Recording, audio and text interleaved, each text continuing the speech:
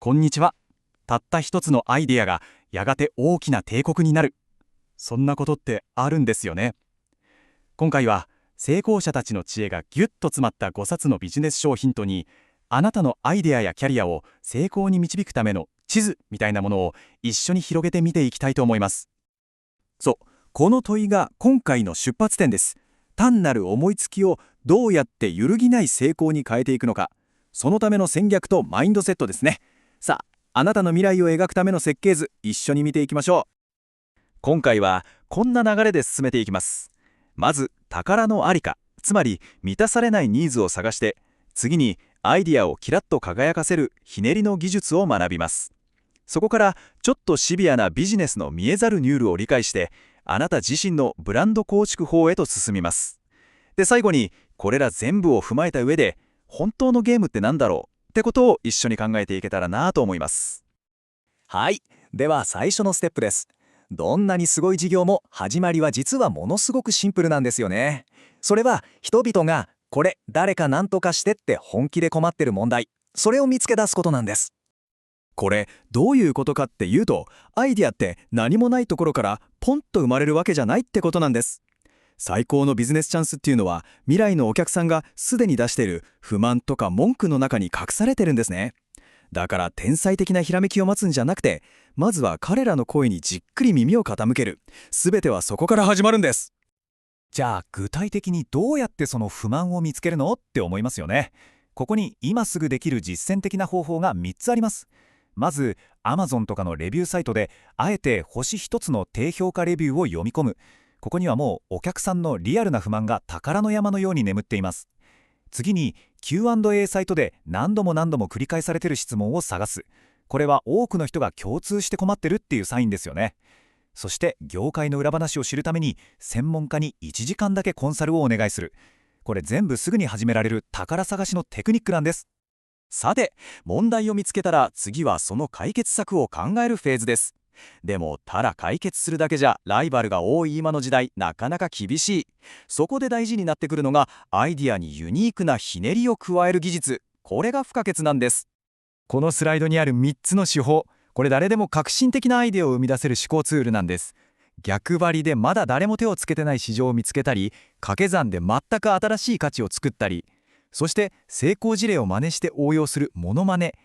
例えばフィットネスのライズアップのやり方を他の分野、そうですね、語学学習とかに応用できないかなって考える。このちょっとしたひねりこそが普通のアイディアを黄金に変える錬金術になるわけです。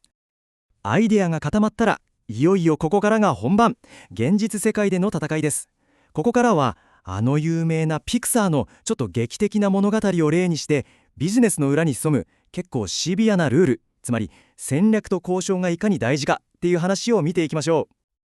ちょっと想像してみてください。もしあなたが倒産寸前のピクサーを率いるスティーブ・ジョブズだったらどうしますか？手元にはトイ・ストーリーっていう一本の映画しかない。もう後がないこの絶望的な状況で、あなたならどんな手を打ちますか？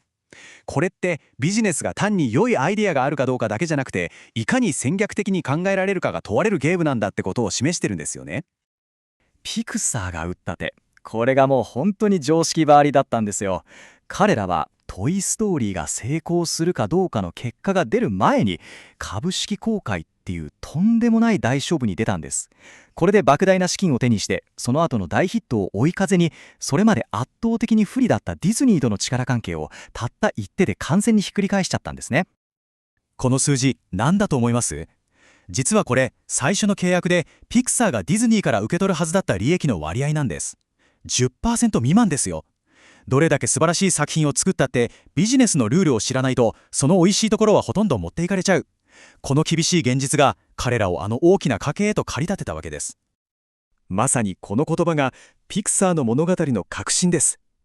大事なのは今いる場所がどれだけ不利かってことじゃない。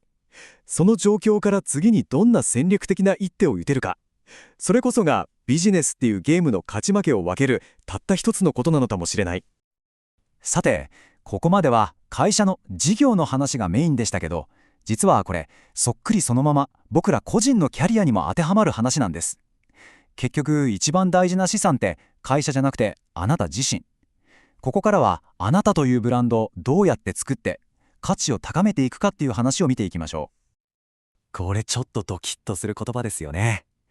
キャリアも全く同じで、自分の価値を安売りしちゃダメなんです。あなたのスキルや経験にちゃんと正当な対価を払ってくれる意思と能力がある場所を選ぶ。これって自分の努力が報われる環境を自分で掴みに行くっていうすごく戦略的な判断なんですよ。う。じゃあ、どうすれば自分の価値を高められるのか。そのヒントの一つが、ありがとうを集めるっていうことなんです。自分の専門の仕事だけじゃなくて、その周りで仲間を助けたり、誰もやりたがらないような問題解決にやりますよって手を挙げたりする。このプラスアルファの貢献が、あなたをこの人がいないと困るっていう替えの利かない存在にしてくれる。そして、社内での信頼という名の資産、つまりソーシャルキャピタルがどんどん溜まっていくんです。それから、自己ブランディングで絶対に欠かせないのが自己分析です。事業にはライフサイクルがありますよね。あなたは0から1を生み出す導入期が得意ですか？それとも安定した事業を効率化する安定期、あるいは傾きかけた事業を立て直す再展開期？自分の強みがどのフェーズで一番輝くのかを知って、その環境を自分から選んでいく。これがキャリア戦略のようになるんです。さて、ここまで事業を立ち上げてキャリアを築くための具体的な戦術を見てきました。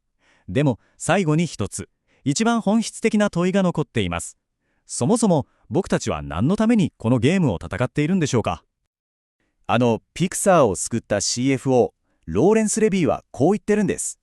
ビジネスを人生のすべてと捉えるんじゃなくて、ルールがあって、プレイヤーがいて、目的がある一つのゲームとして捉えてみる。